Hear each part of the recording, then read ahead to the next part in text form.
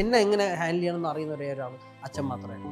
അങ്ങനെ ഒരാളിപ്പോൾ ഇല്ല എന്നുള്ളതാണ് എൻ്റെ ജീവിതത്തിൽ ഏറ്റവും വലിയ ഒരു എന്താ പറയുക ഒരു വിടവായിട്ട് അല്ലെങ്കിൽ ഒരു കുറവായിട്ട് ഞാൻ കാണുന്നത്. ഇപ്പോൾ എൻ്റെ മോളും ബിനോയുടെ മോനൊക്കെ പറയുന്ന അവരാണല്ലോ ഒരു കുറച്ച് മുതിർന്ന ആളുകൾ, അവർക്ക് ഏറ്റവും നല്ല ഫ്രണ്ട് ഇല്ല എന്ന് അവർ പറയും. ഞാൻ ആ ജയിലിൽ കിടന്ന് തിരിച്ച് വന്ന ശേഷമുള്ള ഒരു വർഷക്കാലമാണ് ഞാൻ കുറേ ഇൻ്റർവ്യൂവിൽ അത് പറഞ്ഞിട്ടുണ്ട്. അച്ഛനായിട്ട് അങ്ങനെ സംസാരിച്ചിരുന്നത് ആ ഒരു വർഷക്കാലം. ഈ പറയുന്ന പോലെ ഒരു ഒഫീഷ്യൽ കോളല്ല ഒന്നുമില്ല, റാൻഡം കോൾസ് എടുക്കും, ആളുകളുടെ അടുത്ത് സംസാരിക്കും. അപ്പോൾ അന്നൊക്കെ നമ്മൾ ഈ പറഞ്ഞ ഞാനും അമ്മയൊക്കെ പറഞ്ഞു, കാരണം ഉറക്കം ചിലപ്പോൾ കിട്ടും, എൻ്റെ രാവിലെ എണീച്ചിട്ട് പോയി. അതാണ് ഞാൻ കണ്ടിട്ടുള്ളത്. അതിലോട്ടൊക്കെ അമ്മ വരാൻ തയ്യാറാവുന്നില്ല എന്നുള്ളതാണ് ഞങ്ങളുടെ സങ്കടം. എനിക്ക് അമ്മയുടെ കയ്യിൽ സഖാവിൻ്റെ പടം കാണുമ്പോൾ എൻ്റെ കണ്ണ് നിറഞ്ഞിട്ടുണ്ട്. കോടിയേരിയുടെ കുടുംബത്തിൽ നിന്ന് പാർട്ടിയിൽ ഒരു സ്ഥാനം കിട്ടിയിട്ടില്ല എന്ന് ഞാൻ പറയുകയാണെങ്കിൽ എന്തു പറയും? ഇല്ല, പാർട്ടി എന്നുള്ളത് വ്യക്തികളുടെ പാർട്ടിയൊന്നും അല്ലല്ലോ. അപ്പോഴാണ് ബിനീഷ് നേരത്തെ അടിമയാണോ? ആരെ ഈ പാർട്ടി ഇതെന്താ പാർട്ടി എന്താ കുടുംബ സ്വത്താണോ? അപ്പൊ പാർട്ടിയിലെ മുതിർന്ന നേതാക്കൾക്ക് ഈഗോയാണ്. പിണറായി സാഹിബിൻ്റെ മകളെ കല്യാണം കഴിച്ചപ്പോൾ മാത്രം ഈ പാർട്ടിയിലേക്ക് വന്ന ആളായിട്ടാണ് ഈ പാർട്ടി ആളുകൾ വിലയിരുത്തുന്നത്. ഇതിന്റെ ഉള്ളിലും പാർട്ടി സഖാക്കളും പറയുന്നുണ്ട് അതൊരു മരുമകന്റെ ബന്ധത്തിലാണോ? ആ ചോദ്യത്തിന് കൃത്യമായിട്ട് ഉത്തരം നൽകേണ്ടത് പാർട്ടി നേതൃത്വമാണ്. ഈ ഒറ്റ കേസാണ് ഇഡി എടുത്ത് അന്വേഷിക്കുന്നത്. പിന്നെ ഇതിൽ കൂടുതൽ പൊളിറ്റിക്കലാണോ അല്ലയോ എന്ന് അറിയാൻ വേണ്ടി ഇതിന് കബഡി നടത്തേണ്ട ആവശ്യമൊന്നുമില്ല. അതിൽ പാർട്ടിയിലുണ്ടായിരുന്നവരും അച്ഛനെതിരായിട്ട് പ്രവർത്തിച്ചില്ല സ്ട്രോങ് ആയിട്ട്. ഈ കേരളം കണ്ടിട്ടുള്ള ഏറ്റവും മികച്ച പ്രതിപക്ഷ നേതാവ് എന്നുള്ളത് ഒരു സംശയമില്ല വി എസ് അച്യുതാനന്ദൻ. കാരണം ആ ശൈലി മുഴുവൻ തെറ്റാന്ന് പറയുന്നതിൽ അർത്ഥമൊന്നുമില്ല. അത് അദ്ദേഹത്തിൻ്റെ ശൈലി, ഇത് ഇദ്ദേഹത്തിൻ്റെ ശൈലി എന്ന് മാത്രമേ പറയാൻ പറ്റൂ. പാർട്ടിയെ പ്രതിസന്ധിയിലാക്കാതിരിക്കാൻ വേണ്ടി എൻ്റെ ജീവിതം കൊടുത്ത ആളാണ് ഞാൻ. അതുകൊണ്ടാണ് അച്ഛൻ പറഞ്ഞത്, നീ ഇടപെട്ടുണ്ടായ വിഷയമാണെങ്കിൽ നീ അത് തീർത്തോളണം. എന്നെ തള്ളുകയും പാർട്ടിയെ ചേർത്ത് പിടിക്കുകയും ചെയ്ത ആളാണ് എൻ്റെ അച്ഛൻ. അത് ഏത് കാലഘട്ടത്തിലും കോടിയേരി ഓർക്കുമ്പോൾ ഈ ചിത്രം എല്ലാവരുടെ മനസ്സിലുണ്ടാവണം. അത്രയേ ഉള്ളൂ.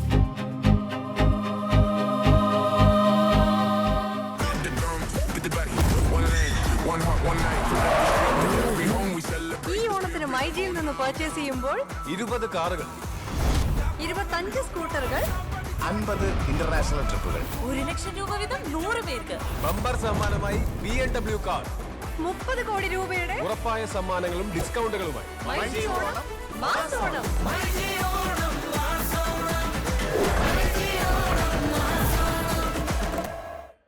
നമസ്കാരം. ഞാൻ കുറേ നാളുകളായി ഒരാളെ പിടികൂടണമെന്ന് പുറത്ത് നടക്കുന്നു, പക്ഷേ പിടുത്തം തരുന്നില്ല. ട്രിവാൻഡ്രത്ത് പോയി പിടിക്കാൻ നോക്കി നടന്നില്ല. പക്ഷേ ഇന്നെനിക്ക് പിടുത്തം കിട്ടിയിരിക്കുന്നു. എൻ്റെ ഏറ്റവും അടുത്ത സുഹൃത്ത്, എല്ലാം കൊണ്ടും മലയാള സിനിമയിലും രാഷ്ട്രീയത്തിലും ക്രിക്കറ്റിലും ഒക്കെ നിറഞ്ഞു നിൽക്കുന്ന എൻ്റെ പ്രിയപ്പെട്ട കൂട്ടുകാരൻ ബിനീഷ് കോടിയേരി. നമസ്കാരം. നമസ്കാരം. പറഞ്ഞ സത്യമല്ലേ?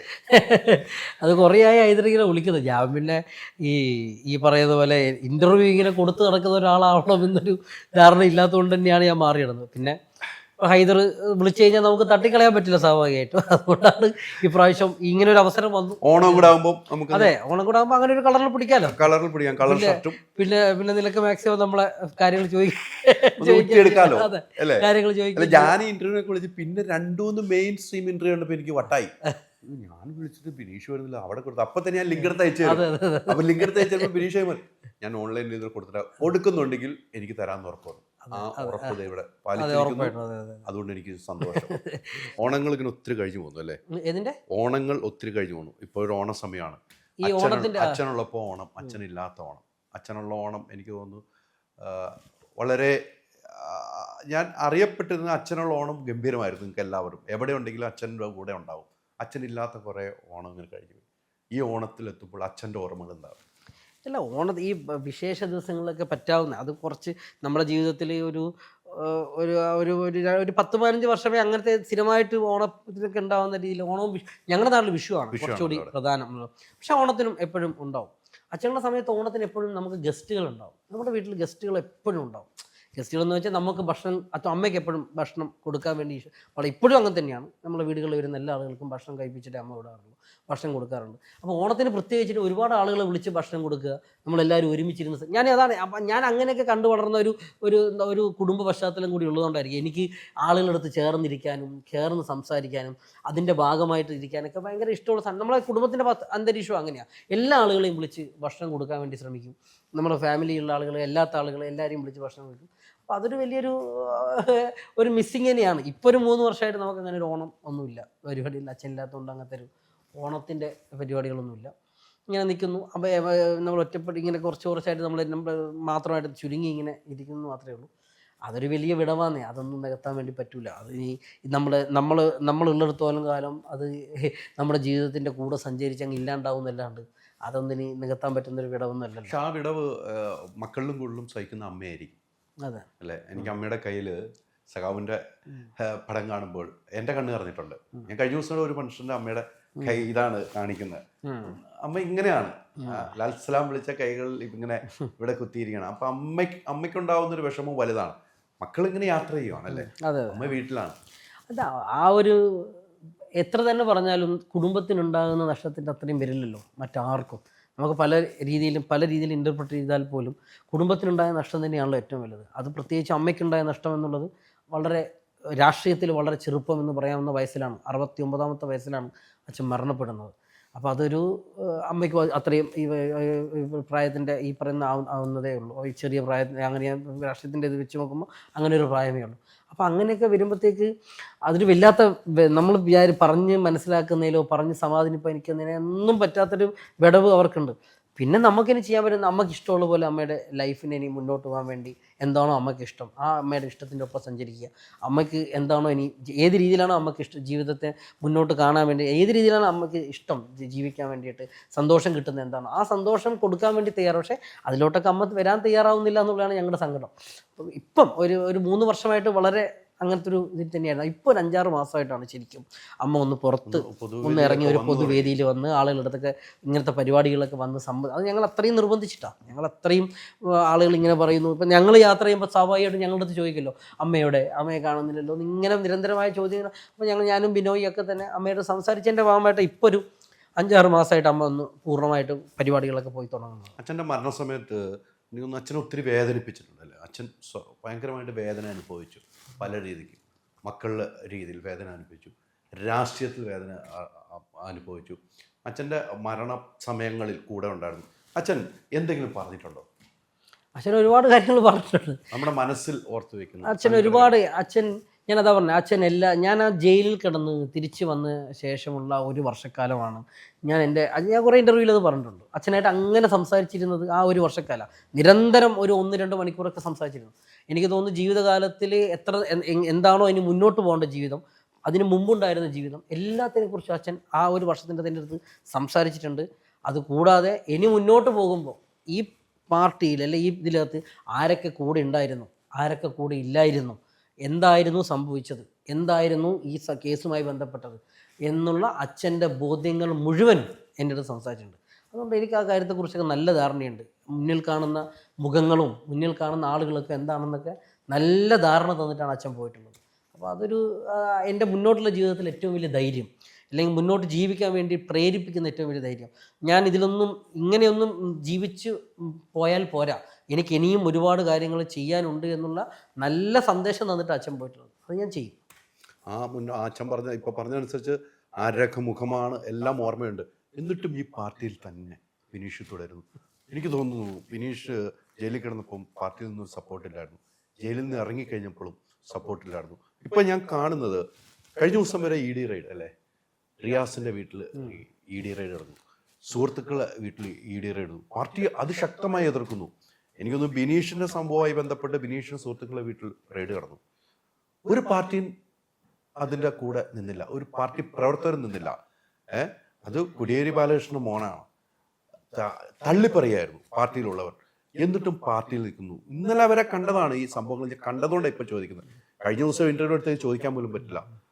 എന്നിട്ടും ഈ പാർട്ടി തുടരുന്നു എന്ന് പറയുമ്പോൾ എന്താണ്? ഇല്ല, പാർട്ടി എന്നുള്ളത് വ്യക്തികളുടെ പാർട്ടിയൊന്നുമല്ലല്ലോ ഇതിപ്പോൾ നമ്മൾ ഇതിൻ്റെ അകത്ത് തുടരാൻ വേണ്ടി പ്രേരിപ്പിക്കുന്ന ഏതെങ്കിലും ഒരു വ്യക്തിയെ കണ്ടിട്ടോ ഏതെങ്കിലും ഒരു വ്യക്തി എടുക്കുന്ന നിലപാട് കണ്ടിട്ടോ ഒന്നുമല്ലല്ലോ. ഇതിലിപ്പോൾ അച്ഛൻ നിന്നൊരു പാർട്ടി എന്നുള്ളതിലുപരി എനിക്കിതിൻ്റെ അകത്ത് നല്ല രാഷ്ട്രീയ ബോധമുണ്ട്. ഞാൻ ഈ പാർട്ടിയുടെ ഭാഗമായിട്ട് ബാലസംഘം തൊട്ട് സഞ്ചരിക്കുന്നതാണ്. ഞാൻ ഈ പാർട്ടിയുടെ ഭാഗമായിട്ട് തന്നെ പൂർണ്ണമായിട്ട് നിൽക്കുന്ന. ഇപ്പം ഇതിൽ പറഞ്ഞ പോലെ തന്നെ എനിക്കൊരു സപ്പോർട്ടും കിട്ടിയിട്ടില്ല, സത്യം തന്നെയാണ്. ഞാൻ ജയിലിൽ കിടന്ന സമയത്ത് ഈ പറയുന്ന സോഷ്യൽ മീഡിയയിൽ ഒരു എഴുത്ത് പോലും ഞാൻ ഇറങ്ങിക്കഴിഞ്ഞപ്പോൾ 2021 ഒക്ടോബറിന് ശേഷം ആളുകളൊക്കെ അതിനെക്കുറിച്ച് പറയാൻ വേണ്ടി കുറച്ച് ധൈര്യപ്പെട്ടു. അതുവരെ പാർട്ടി എടുത്ത ഒരു സ്റ്റാൻഡ് ഇതുമായിട്ട് ബന്ധപ്പെട്ടുള്ള എന്ത് പ്രശ്നം അച്ഛനെയും വേട്ടയാടി. അതെ, അത് പൂർണ്ണമായിട്ട് അച്ഛനെ വേട്ടയാടാൻ വേണ്ടി തന്നെയല്ലേ ഈ കേസ് എടുത്തിരിക്കുന്നത്. അതിൽ വളരെ സിമ്പിളായിട്ട് ഇപ്പോൾ കർണാടകയിൽ 6000-ഓളധികം ഈ പറയുന്ന നർക്കോട്ടിക് കേസ് എടുത്തിരുന്നു ആ സമയത്ത്. ഈ ഒറ്റ കേസാണ് ഇഡി എടുത്ത് അന്വേഷിച്ചുള്ളൂ.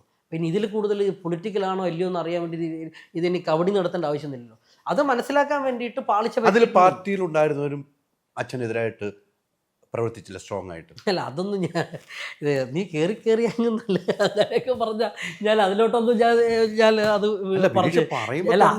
അതിലോട്ടൊന്നും ഞാൻ എത്തിച്ചേരില്ല. ഏയ്, ഇത് ഭയമല്ലല്ലോ. എനിക്ക് ആരെയും നമുക്ക് സ്നേഹം എനിക്ക് ഹൈദർ എന്ന് പറയുന്ന ഒരാളെ അല്ലെങ്കിൽ മറ്റൊരു വ്യക്തിനെ ഭയങ്കര ഇഷ്ടമാണ്.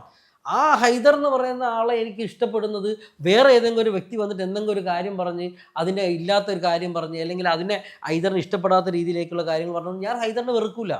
ഞാൻ ഹൈദറിനെ ഇഷ്ടപ്പെടുന്ന ഹൈദറിൻ്റെ അടുത്തുള്ള വ്യക്തിപരമായില്ല. അതേപോലെ തന്നെയല്ലേ നമുക്കൊരു ആശയത്തോട് ഒരു ആഭിമുഖ്യം തോന്നിയാൽ ഈ പറയുന്ന ആശയത്തിന് എന്തെങ്കിലും പ്രശ്നം പറ്റണം. അല്ലെങ്കിൽ നമ്മൾ അതിനെ ഈ പറയുന്ന ആശയമെല്ലാം നടപ്പിലാക്കുന്നുണ്ട് പാർട്ടി. ആശയം അത് ഏറ്റക്കുറച്ചിലുണ്ടാവില്ലേ. ഇത് ഇന്ന് തീരുമാനിച്ച് നാളെ നടപ്പിലാക്കലില്ലല്ലോ ആശയം എന്ന് പറഞ്ഞാൽ. നാളുകളായി നടപ്പിലാകാതെ ഈ പറയുന്നല്ലോ ഈ പാർട്ടി 64 ശേഷം പാർട്ടി രൂപീകരിച്ചിട്ടുള്ള ഭാഗമായിട്ട് നടന്ന കാര്യങ്ങൾ നമുക്ക് ഈ ജനങ്ങൾക്കിടയിൽ പ്രവർത്തിക്കാനല്ലേ പാർട്ടി നോക്കുന്നത്. ഏറ്റക്കുറച്ചിലുണ്ടാവുന്നേ ആ പാർട്ടിക്കകത്ത് ചില സമയങ്ങളിൽ കുറച്ച് വർഷങ്ങൾ പാർട്ടി നന്നായിട്ട് മുന്നോട്ട് പോകും. ഇപ്പം പാർട്ടിക്ക് ഒരു തിരിച്ചടി കിട്ടിയിരിക്കുന്നു. അപ്പം തിരിച്ചടി കിട്ടിയ സമയത്ത് പാർട്ടി ഉപേക്ഷിച്ച് പോകുകയല്ലല്ലോ ചെയ്യേണ്ടത്. ഇതിൻ്റെ അകത്ത് ഞാൻ പറയാം, എനിക്ക് ഒരു സപ്പോർട്ടും കിട്ടി. ഞാൻ ഇപ്പോഴും അതെല്ലാം തുറന്നു പറയാം, സപ്പോർട്ട് കിട്ടി. എനിക്ക് ഞാൻ പറയാം, ഒരു ഇൻ്റർവ്യൂവിൽ ഞാൻ പറഞ്ഞത് എനിക്ക് എൻ്റെ ഓർമ്മ 50 ലക്ഷത്തോളം പാർട്ടി ഹാൻഡുകൾ നിരന്തരമായിട്ട് വളരെ ശക്തമായിട്ട് നിലകൊള്ളുന്ന സൈബർ ഹാൻഡ്സ് ഉണ്ട് നമുക്ക്.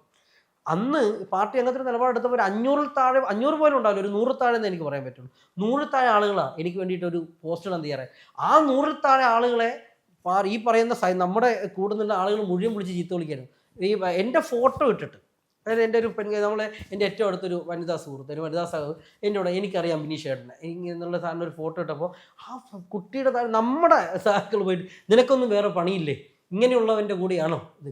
അപ്പോൾ ഇതൊക്കെ നമ്മൾ വേദനിപ്പിക്കും. പക്ഷെ ഞാനതിനെ കാണുന്നത് എന്താ, ഞാൻ ഇങ്ങനെയുള്ള കാരണം അതൊക്കെ പാർട്ടി എടുത്തൊരു നിലപാടിൻ്റെ ഭാഗമായിട്ട് അവരോടൊന്നും എനിക്കൊരു ഇപ്പം 2020 ഒരാൾ പോലും ഒരു വരി പോലും എഴുതാൻ തയ്യാറായിട്ടില്ല. 21 ഒക്ടോബറിന് ശേഷം ഞാൻ പുറത്തിറങ്ങിയതിന് ശേഷം ആളുകൾ എഴുതിയിട്ടുണ്ട്. ഇപ്പം ആളുകൾ പൂർണ്ണമായിട്ട് അത് മതിയെന്ന് ഞാൻ പറഞ്ഞേ. ചില സമയങ്ങളിൽ നമ്മൾ തിരിച്ചറിയപ്പെടാതെ പോകും, നമ്മളെ ആളുകൾ കുറ്റപ്പെടുത്തും, നമ്മളെ കല്ലെറിയും, നമ്മളെ മോശപ്പെട്ട ചെയ്യും. പക്ഷെ അങ്ങനെയെല്ലാം ഉണ്ടപ്പോൾ ഞാൻ അവരെ കണ്ടിട്ടല്ലല്ലോ ഈ പാർട്ടിയിൽ നിൽക്കേണ്ടത്. ഞാൻ കാണുന്നത് എന്താ, ഈ പാർട്ടി ഒരു വ്യക്തിയുടെ കീഴിൽ പോകരുത്. ഈ പാർട്ടി ഒരു ഭരണകൂട കേന്ദ്രീകൃതമായിട്ട് ഭരണത്തിൻ്റെ കാര്യങ്ങൾ നടത്താൻ വേണ്ടി നിൽക്കുന്ന ഒരു പാർട്ടിയായി മാറരുത്. അങ്ങനെ ഞാൻ എല്ലാ ഇൻ്റർവ്യൂവിലും പറഞ്ഞത്, അങ്ങനെ രണ്ടും അല്ലാത്തടത്തോളം കാലം ഈ പാർട്ടിയിൽ നിൽക്കുന്നതിന് പ്രശ്നമൊന്നുമില്ല. ഇപ്പം എൻ്റെ സമാനമായ രീതിയിൽ ഇപ്പോൾ ED റെയ്ഡ് ഇപ്പം നടക്കുന്നു. എൻ്റെ സുഹൃത്തുക്കളുടെ വീട്ടിൽ റെയ്ഡ് നടത്തി, പാർട്ടി ഒന്നും പറഞ്ഞില്ലല്ലോ. അത് അന്ന് പാർട്ടി എടുത്ത നിലപാട് അങ്ങനെ, ഇന്ന് പാർട്ടി എടുത്ത നിലപാട് അങ്ങനെ. ഞാനതേ ഉള്ളൂ. ഇപ്പോൾ എനിക്ക് എന്തെങ്കിലും അതിൻ്റെ അകത്തൊരു വിരുദ്ധ അഭിപ്രായം ഉണ്ട് എന്നുണ്ടെങ്കിൽ ഞാനത് പാർട്ടി കമ്മിറ്റി പറയും. ഞാനിപ്പോൾ ഒരു പാർട്ടി മെമ്പർ കൂടിയാണല്ലോ, ഞാൻ ആ പാർട്ടി കമ്മിറ്റി പറയും. അങ്ങനെയൊക്കെ പറയുന്ന ഓർത്താൽ ഈ പാർട്ടി മെമ്പർഷിപ്പ് പുതുക്കാതിരുന്നല്ലേ, തുറന്നു പറയുന്ന ആളായതുകൊണ്ടായിരുന്നു. അതൊന്നുമല്ല, പാർട്ടി മെമ്പർഷിപ്പിൽ അതിന് നല്ല പ്രൊസീജിയേഴ്സ് ഇല്ലേ. പാർട്ടി മെമ്പർഷിപ്പ് ഈ പറഞ്ഞ തുറന്ന് ഞാൻ ഇതിപ്പോൾ പറയുന്നത് ഞാൻ മാത്രം ഇങ്ങനെ തുറന്നു പറയുന്ന ഒരാൾ അങ്ങനെയൊന്നുമല്ല. എത്രയോ ആളുകൾ ഇപ്പം നമ്മുടെ പാർട്ടിക്കകത്ത് തെറ്റിതിരുത്തൽ നടന്നുകൊണ്ടിരിക്കുക. ഈ എത്രയോ ആളുകൾ വളരെ ശക്തമായിട്ട് തുടങ്ങണം തെറ്റിതിരുത്തൽ. അല്ല, അത് ആ തെറ്റിതിരുത്തലിൻ്റെ ഭാഗമാണ് ഇപ്പോൾ ഈ പറയുന്ന വിശാല സംസ്ഥാന കമ്മിറ്റി ഇപ്പം വിളിച്ചിരിക്കുക അടുത്ത മാസം. ആ സംസ്ഥാന കമ്മിറ്റി കഴിയട്ടെ, അങ്ങനെ ഒരു തിരുത്തൽ പ്രക്രിയ ഈ പാർട്ടിക്കകത്ത് ഉണ്ടാവും തന്നെ ഞങ്ങളൊക്കെ പ്രതീക്ഷിക്കുന്നതാണ്. പക്ഷേ ഇപ്പോൾ പറഞ്ഞു വന്നപ്പം ED റെയ്ഡിൻ്റെ കാര്യം പറഞ്ഞപ്പോൾ എപ്പോഴും ഞാൻ ചോദിച്ചതിന് ഒറ്റത്, ഇപ്പോൾ ഭയങ്കര സപ്പോർട്ട്. അത് മൊത്തത്തിൽ പറയുന്ന രാഷ്ട്രീയക്കാരാണെങ്കിലും മറ്റ് എതിർ രാഷ്ട്രീയം ഇതിൻ്റെ ഉള്ളിലും പാർട്ടി സഖാക്കളും പറയുന്നുണ്ട്, അതൊരു മരുമകൻ്റെ ബന്ധത്തിലാണോ ഇങ്ങനെ പോകുന്നത്? ഇല്ല, മരുമകൻ എന്നുള്ള രീതിയിലല്ലോ. മുഹമ്മദ് റിയാസ് പാർട്ടിയുടെ സംസ്ഥാന സെക്രട്ടേറിയറ്റ് മെമ്പറല്ലേ, DYFയുടെ അഖിലേന്ത്യാ പ്രസിഡന്റ് ആയിരുന്ന ആളല്ലേ. റിയാസ് ഈ പാർട്ടിയുടെ ഭാഗമായിട്ടുള്ള നേതാവായിട്ട് നിൽക്കുന്ന ആൾ. അയാൾ ഈ പറയുന്ന പോലെ തന്നെ പിണറായി സാറിൻ്റെ മകളുമായിട്ട് കല്യാണം കഴിഞ്ഞു എന്നുള്ളത് കൊണ്ട് ഈ ഒരു കേസുമായി വന്നു. അപ്പം മുഹമ്മദ് റിയാസിലേക്ക് എത്തുന്നു. മുഹമ്മദ് റിയാസിൽ ഇത് എൻ്റെ കാര്യത്തിൽ സംഭവിച്ച അതേ രീതിയായത്. എൻ്റെ കാര്യത്തിൽ അത് സംഭവിച്ച സെയിം പാറ്റേണാണ് എടുത്തിരിക്കുന്നത്. ഈ പറയുന്ന പോലെ എൻ്റെ കാര്യത്തിൽ ഒരു വ്യത്യാസമുണ്ട്. ഈ പറയുന്ന പോലെ എൻ്റെ എതിർവശത്തിരിക്കുന്ന ആളുകളുമായിട്ട് എൻ്റെ കൂട്ടത്തിൽ ഒരാൾക്കും ബന്ധമില്ല, ഒരാൾക്കും ബന്ധമില്ല, ഒരാളെ അറിയില്ല, ഞാനുമായിട്ട് മാത്രമേ ബന്ധമുള്ളൂ. എന്നിട്ടും എൻ്റെ സുഹൃത്തുക്കൾ, അത് EDൻ്റെ രീതി അങ്ങനെയാണ്. പക്ഷേ അന്നത് തിരിച്ചറിയപ്പെടാതെ പോയി. അന്ന് അത് തിരിച്ചറിയപ്പെടാതെ പോയി, എല്ലാവരും പകച്ചുപോയി. നർക്കോട്ടിക് കേസല്ലേ, അല്ലെങ്കിൽ ഈ പറയുന്ന അങ്ങനെയല്ല പ്രചരിപ്പിച്ചത്. നർക്കോട്ടിക് കേസേ എനിക്കില്ല, എനിക്ക് ED കേസ് മാത്രമേ ഉണ്ടായിട്ടുള്ളൂ. നർക്കോട്ടിക് കേസിൽ തന്നെ പാർട്ടി മുഖം മുഴുവൻ ഒരു പകപ്പിലോട്ട് പോയി. അങ്ങനെ പാർട്ടി പകപ്പിലോട്ട് പോയാൽ ഈ പറയുന്ന പാർട്ടിയെ ആക്രമിക്കാൻ വേണ്ടി ശത്രുക്കൾ തയ്യാറാവുമെന്ന് മനസ്സിലാക്കി കോടിയേരി ബാലകൃഷ്ണന് മാത്രം എടുക്കാൻ പറ്റുന്ന ഒരു നിലപാട്.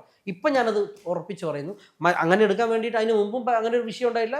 ഇപ്പം വിഷയമുള്ളപ്പോൾ ആരും അങ്ങനെ നിലപാട് എടുക്കുന്നുമില്ല. കോടിയേരി മാത്രം എടുത്ത നിലപാടാണ്. പാർട്ടിയെ ആക്രമിക്കാൻ എൻ്റെ മകൻ കാരണം, എൻ്റെ കുടുംബം കാരണം ഞാൻ തയ്യാറാവില്ല. അത് സ്വന്തമായിട്ട് അവർ നേരിട്ടോണമെന്ന് പറഞ്ഞിട്ട് ഒറ്റയടിക്ക് തള്ളിക്കളയുകയും ചെയ്ത് പാർട്ടിയെ ചേർത്ത് പിടിക്കുകയും ചെയ്തു. എന്നെ തള്ളുകയും പാർട്ടിയെ ചേർത്ത് പിടിക്കുകയും ചെയ്ത ആളാണ് എൻ്റെ അച്ഛൻ. അത്രയേ ഉള്ളൂ. അത് എത്രമാത്രമാണ് കോടിയേരി പാർട്ടിയെ ചേർത്ത് പിടിച്ചതെന്നും കോടിയേരി എന്താണ് എന്ന് മനസ്സിലാക്കാൻ വേണ്ടി ഈ ഒറ്റ ഇൻസിഡൻറ്റ് മതി. അത് ഏത് കാലഘട്ടത്തിലും കോടിയേരി ഓർക്കുമ്പോൾ ഈ ചിത്രം എല്ലാവരുടെ മനസ്സിലുണ്ടാവണം. അത്രയേ ഉള്ളൂ.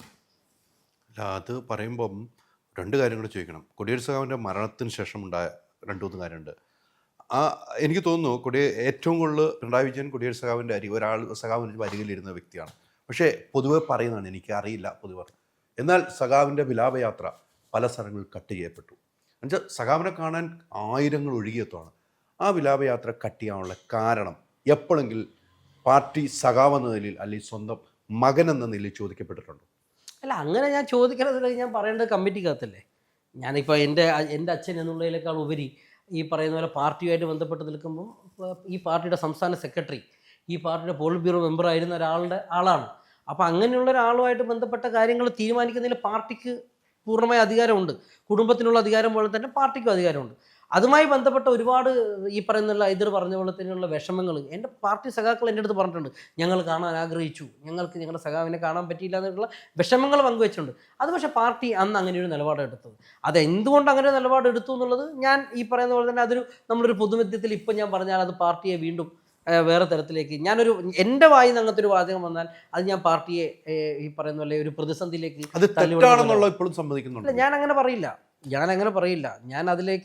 ഞാൻ പാർട്ടിയെ പ്രതിസന്ധിയിലാക്കുന്ന ഒരു വാചകം ഞാൻ ചെയ്യില്ല. പാർട്ടിയെ പ്രതിസന്ധിയിലാക്കാതിരിക്കാൻ വേണ്ടി എൻ്റെ ജീവിതം കൊടുത്ത ആളാണ് ഞാൻ. എൻ്റെ ജീവിതത്തിലെ ഏറ്റവും മോശമെന്ന് സമൂഹം വിളിച്ചപ്പോൾ പോലും ആ വിഷയത്തെ സംബന്ധിച്ചിട്ട് പാർട്ടിയെ തള്ളി പറയാതെ 1 വർഷം പോയി ജയിലിൽ കിടന്ന് ഒരുത്തന്നെ ഞാൻ എൻ്റെ പാർട്ടിയെ തള്ളി പറയില്ല. പക്ഷെ എന്നിട്ടും ഇങ്ങനെ നിൽക്കുന്ന അച്ഛൻ്റെ കരുത്തായിരിക്കും അല്ലേ? അത് അത്രയല്ലേ ഉള്ളൂ. വേറെന്ത് കരുത്തായി? ഇപ്പോൾ ഈ പറയുന്ന ഇതിൻ്റെ ഭാഗമായി സഞ്ചരിച്ചുകൊണ്ട് കിട്ടിയല്ലേ ഈ കരുത്തൊക്കെ. ആ കരുത്ത് കിട്ടാൻ വേണ്ടിയിട്ട് ആ ഭാഗമായി സഞ്ചരിക്കാൻ പറ്റിയത് അച്ഛൻ്റെ ഭാഗമായിട്ട് നിന്നുകൊണ്ട് തന്നെയാണ്. ഇപ്പം ഞാൻ ബാലസംഘത്തിൻ്റെ ഒന്നിലും എന്നെ കൊണ്ട് ചേർത്തിട്ടൊന്നുമില്ല. ഒരു സ്പൂൺ ഫീഡിങ് ഞങ്ങൾക്ക് തന്നിട്ടില്ല. എനിക്കൊന്നും ഒരു സ്പൂൺ ഫീഡിങ് മോനെ ഇങ്ങനെ ചെയ്യും, ഇന്ന രീതിയിലാക്കി, ഇന്ന തല്ലി പഴിപ്പിക്കലൊന്നുമില്ല, അല്ല അടവെച്ച് വിരിപ്പിക്കലൊന്നും എന്നെ സംബന്ധിച്ചിട്ടുണ്ടായില്ല. നല്ല ഈ പറയുന്ന പോലെ ഇറങ്ങി നിന്ന് പണിയെടുത്ത് ഈ പറയുന്ന പോലെ പോലീസുമായിട്ട് അടികൊണ്ട് പോലീസുമായിട്ട് അടി വാങ്ങിച്ച് ഈ പറയുന്ന ബാക്കിയുള്ള എതിർ പാർട്ടികളായിട്ടുള്ള വിഷയങ്ങളൊക്കെ നിന്നിട്ട് ഫൈറ്റ് ചെയ്താൽ വന്നിട്ടുള്ളത്.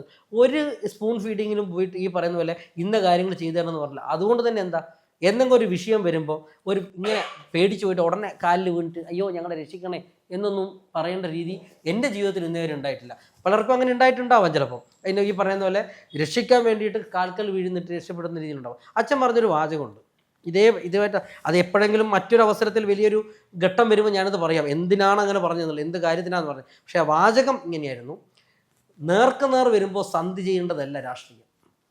അത്രയുള്ള എൻ്റെ സാധനം. നേർക്ക് നേരെ നിങ്ങൾക്ക് ഇട്ട് വരുമ്പം ഉടനെ പോയിട്ട് സന്ധി ചെയ്തിട്ട് എന്നെ രക്ഷിക്കണേ എന്ന് പറയുന്നതല്ല രാഷ്ട്രീയം. അതാണ് കോടിയേരി പറഞ്ഞ വാചകം. അതെല്ലാവരും ഓർമ്മിച്ചാൽ നല്ലത്. ആ സന്ധി അച്ഛൻ്റെ അടുത്തേക്കാണോ വന്നത്? പിന്നെ ആരായിരുന്നു? അതൊക്കെ ആ ഒരു ഘട്ടം വരുമ്പോൾ ഞാൻ പറയാം. ഞാൻ ഈ പറയുന്ന പോലെ നേർക്കല്ലെങ്കിലും ദൂരെ കൂട്ടി ഞാൻ അതൊക്കെ പറഞ്ഞു വെച്ചിട്ടുണ്ട്. അച്ഛൻ്റെ അടുത്ത് അതൊക്കെ വളരെ കൃത്യമായിട്ട് ആളുകൾ ഞാൻ എൻ്റെ കുറ്റപത്രം സമർപ്പിച്ച് ഇവിടുത്തെ നിയമസഭാ ഇലക്ഷനോട് കഴിഞ്ഞതിന് ശേഷം കൃത്യമായിട്ട് ആളുകൾ സമീപിച്ചപ്പോൾ അച്ഛൻ അവരുടെ അടുത്ത് പറഞ്ഞ വാചകം ഇന്നതാണ് എന്ന് അച്ഛൻ എൻ്റെ അടുത്ത് പറഞ്ഞിട്ടുണ്ട്. അപ്പം എന്തർത്ഥമാണെന്ന് ആലോചിക്കണം അല്ലേ? അതെ, അതിപ്പം നടന്നുകൊണ്ടിരിക്കുന്നു. അത് ആലോചിച്ചാൽ മതി. അതാണ് ഇപ്പം നടന്നുകൊണ്ടിരിക്കുന്നു. പക്ഷെ കോടിയേരി സഖാവിന്റെ 2 മക്കൾ പാർട്ടിയെ നശിപ്പിച്ചു. കോടിയേരി സഖാവിന് 2 മക്കൾ, കോടിയേരി സഖാവിന് പേരുദോഷം ഉണ്ടായി. അന്നും ചങ്കൂറ്റത്തോടെ അച്ഛൻ പറഞ്ഞിട്ടുണ്ട് മക്കളെ തള്ളി. പക്ഷെ ഇന്ന് കാണുന്നത് അങ്ങനെയല്ല. ഇന്ന് കാണുന്നത് അങ്ങനെയല്ല എന്ന് പറയുമ്പോൾ പല സഖാക്കൾക്കും വേദനയുണ്ട് അതിനകത്ത്. എന്തുകൊണ്ട് തള്ളുന്നില്ല, അവരെ ചേർത്ത് പിടിക്കുന്നു? ഒരു പാർട്ടി സെക്രട്ടറി പോലും അതിനെതിരെ മിണ്ടുന്നില്ല, സപ്പോർട്ട് ചെയ്യുന്നു. അന്ന് കോടിയേരി സഖാവ് പാർട്ടി സെക്രട്ടറി ഒക്കെ ആകുമ്പോൾ തള്ളി പറഞ്ഞു. അത് ഇന്ന് കാണുന്നില്ല എന്നതിൽ ബിനീഷിന് വിഷമം ഉണ്ടാവും. അല്ല, അങ്ങനെ ഞാൻ വിഷമിക്കേണ്ട കാര്യമൊന്നുമില്ല എന്നതിൽ ഇന്ന് ഞാൻ എന്താ ചെയ്യേണ്ടത്? ഇന്ന് എന്താണോ പാർട്ടി എടുക്കുന്ന നിലപാട് അതിൻ്റെ കൂടെ ചേർന്ന് നിൽക്കാനേ എനിക്ക് പറ്റുള്ളൂ.